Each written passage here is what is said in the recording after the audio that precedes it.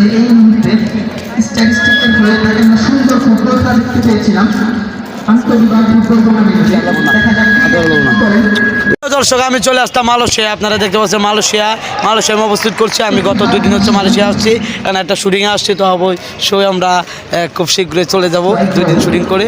তো সব ভালো থাকবেন, আল্লাহ হাফেজ।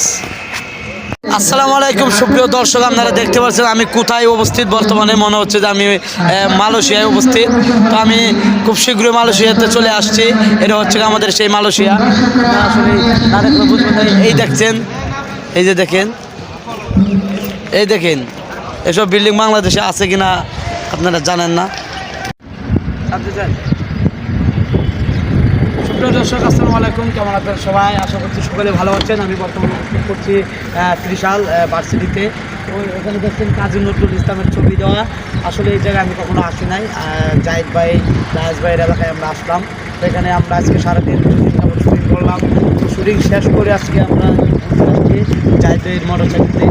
আসলে জায়গাটা এত সুন্দর, মানে আসলে আমরা এটা একটা আবাসিক এলাকা, খুব সুন্দর লাগছে। আপনারা যারা এখানে আসেন নাই তারা অবশ্যই আসবেন। আসলে অন্য ডিস্ট্রিক্টের মানুষরা বলে যে আমাদের ময়মনসিংহ ডিস্ট্রিক্টে কোনো সৌন্দর্য জায়গা নাই, কিন্তু আসলে জায়গা আছে। জায়গাগুলো আমাদের দেখে নিতে হয় সুন্দরভাবে। কোন কোন জায়গায় কোন কোন সুদর্শনীয় জায়গা আছে সেটা আমাদের বুঝে শুনে দেখতে হয়, এটাই আর কি। তো সবাই ভালো থাকবেন, সুস্থ থাকবেন, আল্লাহ হাফেজ। যদিও কেউ 30 সাল আসেন, অবশ্যই এই ভার্সিটিতে আসবেন, ঘুরতে আসবেন। তো ভালো থাকবেন, আল্লাহ হাফেজ, আসসালামু আলাইকুম।